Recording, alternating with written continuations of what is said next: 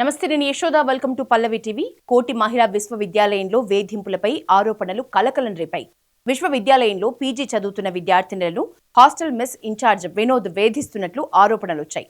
దీంతో ఆ hostel incharge Vinod ను సస్పెండ్ చేస్తున్నట్లు యూనివర్సిటీ ప్రిన్సిపల్ పావని వెల్లడించారు. విద్యార్థినుల వేధింపుల ఘటనపై విచారణ జరిపించాలని హాస్టల్ అమ్మాయిలంతా ఆందోళనకు దిగారు. వీసీని కలిసేందుకు పెద్ద ఎత్తున తరలి వెళ్లారు. యూనివర్సిటీలో తమకు భద్రత లేదని, సినిమా షూటింగ్ సమయంలో ప్రైవేట్ సెక్యూరిటీ మద్యం సేవించి వేధింపులకు గురి చేస్తున్నారని విద్యార్థినులు ఆందోళన వ్యక్తం చేశారు. కంప్లైంట్ చేసిన వినోద్ని మేము ఇప్పుడు ఇమ్మీడియట్ ఎఫెక్ట్ సస్పెండ్ చేస్తున్నాం. షూటింగ్ విషయాలలో అన్నారు కదా, పిల్లల అభద్రతా భావానికి గురి అవుతున్నారు అన్నారు కాబట్టి షూటింగ్స్ ఇంతకుముందు ప్లాన్ చేసిన షెడ్యూల్ని మార్చేసి మేము హాలిడేస్ మాత్రమే ఇచ్చుకుంటాం. పిల్లలకి ఇన్కన్వీనియన్స్ కలిగించము, వాళ్ళ వర్కింగ్ డేస్లోనికి షూటింగ్స్ పెట్టాం. ఇంతకుముందు జరిగిన అది ఫస్ట్ టైం జరిగింది. ఇంతకుముందు మాకు ఎప్పుడు షూటింగ్స్కి ఇచ్చినా అలాంటి సిచ్యువేషన్స్ మాకు ఎదురు కాలేదు. ఇది ఫస్ట్ టైం వాళ్ళు చెప్పారు. సో ఇప్పటి నుంచి ఫ్యూచర్లో ఇచ్చే షూటింగ్స్ ఏమన్నా మేము ఇవ్వవలసిన పరిస్థితి మాకు ఎక్కడి నుంచి ప్రెషర్ వచ్చినా కానీ అవి హాలిడేస్లో ఇస్తాం. ఇప్పుడు మేమేం ఒత్తిడి చేస్తలేమండి. నాకు వచ్చిన ఇన్ఫర్మేషన్ నేను చెప్పానే కానీ ఇప్పుడు ఇంతగానం పిల్లలు అన్న తర్వాత నేను ఖచ్చితంగా మేము ఆయనని సస్పెండ్ చేసేస్తున్నాను. మేము ఇక్కడికి ఎందుకు వచ్చామంటే వీసీ మ్యామ్తో మాట్లాడడానికి. ఆ అమ్మాయి ఎవరైతే ఆ వినోద్ అనే పర్సన్తోని ఇలా అయ్యిందో ఆ అమ్మాయి క్లియర్గా మెన్షన్ చేసింది రికార్డింగ్లో, ఇలా నేను వెళ్ళి మా వీసీ మ్యామ్కి అండ్ ప్రిన్సిపల్ మ్యామ్కి కంప్లైంట్ చేశాను కానీ ఎవ్వరు రెస్పాండ్ అవ్వలేదని. ఒకవేళ వాళ్ళు అదే రోజు రెస్పాండ్ అయ్యి ఉంటే షీ టీమ్స్కి వెళ్ళి వాళ్ళు అప్రోచ్ అయ్యే అవసరం లేకుండే, ఇంత పెద్ద సీన్ అయ్యే అవసరం కూడా లేకుండే. ఆ వ్యక్తిని సస్పెండ్ చేసేసి అసలు విమెన్స్ కాలేజ్లో చదువుతున్నాం మేము. విమెన్స్ హాస్టల్లో అబ్బాయిలను పెట్టడం ఎంతవరకు కరెక్ట్ అని కాదు. అక్కడ సీసీటీవీ కెమెరాలు లేవు, ఉన్న 3 కెమెరాస్ కూడా పనిచేయట్లేదు. బయటికి వద్దామన్నా ఇక్కడ బయట ప్రతి ఒక్కరికి తెలుసు ఈ ఇష్యూ అవుతుందని, కానీ మా కాలేజ్లో చదువుతున్న మాకే అసలు ఈ విషయము బయటి వాళ్ళు చెప్పే వరకు మాకు కూడా తెలియదు. అండ్ ఇంకా నిన్న ప్రొటెస్ట్ చేశారు ఉస్మానియా యూనివర్సిటీలో. ఆ అన్న మంచోడు, అన్న అలాంటి వాడు కాదని చెప్పేసి వీళ్ళందరికీ అది ఫేక్ న్యూస్ అని చెప్పేసి ఫోర్స్ చేస్తున్నారంట కమెంట్ పెట్టమని.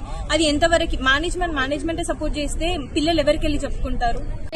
కోటి ఉమెన్స్ కాలేజ్ కి స్ట్రిక్ట్ గా సెక్యూరిటీ అనేది ఉండాలి. ఇక్కడ చదువుకునే ప్రతి ఒక్క మహిళకి భద్రత అనేది కల్పించాలి. ప్రతి ఒక్క విషయం పైన మేడం వీసీ మేడం గాని ప్రిన్సిపల్ గాని ఖచ్చితంగా రెస్పాండ్ అవ్వాలి. మీకు ఏమైనా ప్రాబ్లం ఉంది అంటే నేను ఉన్నా అని మేడం వాళ్ళకి ధైర్యం చెప్పాలి. మేము ఇక్కడ క్లాస్ టు క్లాస్ వెళ్లి మాట్లాడినప్పుడు ఇట్లా జరిగింది కదా ఇష్యూ, దీనిపైన మనం మాట్లాడదాం మేడం వాళ్ళతో అంటే ప్రతి ఒక్క విద్యార్థి ఏ రకంగా రెస్పాండ్ అవుతున్నారంటే, మేము వస్తే మేము మాట్లాడితే మమ్మల్ని ఏమో టార్గెట్ చేస్తారు, టార్గెట్ చేసి మాట్లాడతారు, రేపు మాకు ప్రాబ్లం అవుతుంది.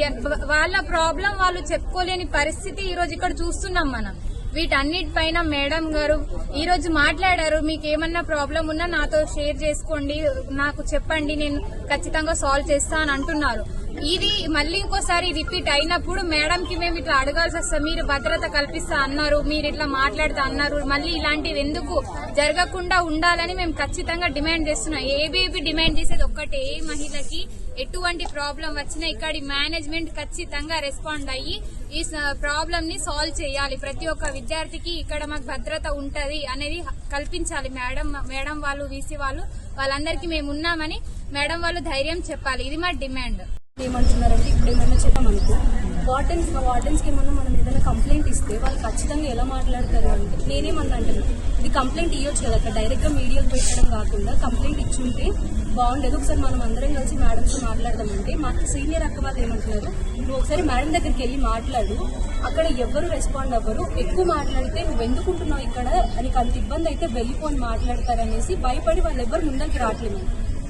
అంటే నేను అనట్లేమని వాళ్ళు చెప్తున్నారని చెప్తున్నాము. సో మేము యూజీ స్టూడెంట్స్ అయినప్పటికీ మాకు లాస్ట్ ఇయరే ఇది ఓయూ నుంచి డివైడ్ అయ్యి మాకు సపరేట్ యూనివర్సిటీ అయింది. సో ఇప్పుడు పాయింట్ వచ్చేసి ఏంటంటే మా పీజీ అంటే మా సీనియర్స్ కి హాస్టల్ ఉస్మానియా యూనివర్సిటీలో ఉంది. అక్కడ మెస్ ఇన్ఛార్జ్ అయిన వినోద్ అని ఆయన సో మా సీనియర్స్ తోటి చాలా మిస్బిహేవ్ చేస్తున్నారని ఒక కంప్లైంట్ వచ్చింది. సో ఫస్ట్ స్టార్టింగ్ థింగ్ ఒక వాయిస్ రికార్డింగ్ షీ టీమ్కి వెళ్ళింది. దాంట్లో ఆ అమ్మాయి చెప్పిన స్టేట్మెంట్ ఏంటంటే, మేము వీసీకి ప్రిన్సిపల్కి కంప్లైంట్ ఇచ్చినాము, అయినప్పటికీ వాళ్ళు యాక్షన్ తీసుకోవడం లేదు, సో మేము డైరెక్ట్గా షీ టీమ్కి అప్రోచ్ అవుతున్నామని వాళ్ళు చెప్పారు. సో అదే ఇష్యూ తీసుకుని మేము ఇక్కడికి రావడం జరిగింది, వీసీతో మాట్లాడడం జరిగింది. ఎందుకంటే ఇది ఒక ఇష్యూ కాదు సార్, ఆల్రెడీ మేము ఇక్కడ లోపల చాలా ఇష్యూస్ ఫేస్ అవుతున్నాం. ఇక్కడ దర్బార్ హాల్ అని చెప్పేసి బ్రిటిష్ రూల్ అప్పటి నుంచి ఉందని చెప్పేసి ఇక్కడ షూటింగ్ కి పర్మిషన్స్ ఇస్తున్నారు. కానీ పర్మిషన్ ఇస్తున్నప్పుడు షూటింగ్ ఏరియా వాళ్ళు కొంచెం సెక్యూరిటీ పెట్టాలి కదా మాకు కూడా, ఎందుకంటే ఇది ఉమెన్స్ యూనివర్సిటీ, అందరు ఆడపిల్లలే ఉంటారు. ఏమైందంటే ఇష్యూ, ఇద్దరు అమ్మాయిలని మీకు బ్యాక్గ్రౌండ్ లో యాక్టింగ్ ఛాన్స్ ఇప్పిస్తాము, మీకు షూటింగ్ లో మిమ్మల్ని యాక్టింగ్ రోల్స్ ఇప్పిస్తామని చెప్పేసి మార్నింగ్ 10:30 నుంచి 5:30 వరకు తిప్పిరంట. ఆల్రెడీ వాళ్ళిద్దరు క్యారవాన్స్ లో డ్రింక్ చేసి ఉంటారు అక్కడ అటు సైడ్. 5:30కి ఎవరు ఉండరు సార్. ఆ రోజు అదృష్టం కొద్దీ మా స్పోర్ట్స్ బ్లాక్ అన్న ఉండడం వల్ల ఆ రోజు చూసి వాళ్ళని రెస్క్యూ చేశారు. లేదంటే ఆ రోజు ఆడపిల్లల పరిస్థితి ఏంటన్నా. సో ఇలాంటివి ఫర్దర్ గా జరగకుండా, ఓకే మాకు బడ్జెట్ లేదు, మేము ఇన్ఫ్రాస్ట్రక్చర్ కోసం లోపల అన్ని ఫెసిలిటీస్ కోసం మాకు బడ్జెట్ కావాలి, దానికోసం మీరు షూటింగ్ ఇస్తున్నారు ఓకే, బట్ మాకు కూడా సెక్యూరిటీ కావాలి. మేము ఎక్కడి నుంచో విలేజెస్ నుంచి వచ్చి ఇక్కడికి వచ్చింది చదువుకోవడానికి, సో మాకు చదువుతో పాటు సెక్యూరిటీ కూడా కావాలి. ఇట్లా ఇష్యూస్ జనరేట్ అవుతూ ఉంటే మాకు సెక్యూరిటీగా మాకు కావాలి. అందుకోసం జస్ట్ మాకు సెక్యూరిటీ టైట్ చేయండి, మేము సేఫ్ గా ఫీల్ అయ్యేటట్టు చేయండి. మాకు ఇప్పుడు మీరే చెప్పారు మాకు అక్కడ తప్పు జరిగితే వాళ్ళని శిక్షిస్తామని, దానికి చాలా థ్యాంక్స్ మ్యామ్. 100% నువ్వు చేసినా నేను చేసినా శిక్ష చాలా థ్యాంక్స్ పడాల్సింది. మ్యామ్. అలాగే జస్ట్ మాకు సెక్యూరిటీ పెంచండి, ఎందుకంటే మేము ఇక్కడ నుంచి వస్తాం కదా మంచి చదువుకోవడానికి. ఇక్కడ సెక్యూరిటీ లేదని నువ్వు భావిస్తున్నావా? లేదు మాకు సెక్యూరిటీ ఇంకా కొంచెం పెంచండి. సరే, ఎంత సెక్యూరిటీ ఉండి ఉన్నా కూడా నీ జరుగుతుందని- జాగ్రత్తల్లో నువ్వు ఉండాలనేది రెస్పాన్సిబిలిటీ నీకు ఉందా లేదా? మనమైతే జాగ్రత్తగా ఉండాలా? ఇప్పుడు మొన్న పెద్ద ఇష్యూ ఏం చేసేది చేస్తాం. మన ఒక కుటుంబంలో ఉన్న నలుగురిని మనం కంట్రోల్ చేయడమే కష్టం. 7,000 మంది స్టూడెంట్స్ ఉన్నారు మన దగ్గర. ఎక్కడో ఒక చోట ఏదో ఒకటి అవుతుంది, మీరు కంప్లైంట్ ఇవ్వండి, మేము ఉన్నాము మీకని నేను భరోసా. నేను మీ అందరి కోసం, నాకు వేరే ఏది లేదమ్మా, మీ అందరి కోసమే నేను వచ్చినాను. నేను చెప్తున్నాను కదా, కెమెరాలు కూడా పెట్టిస్తున్నాము.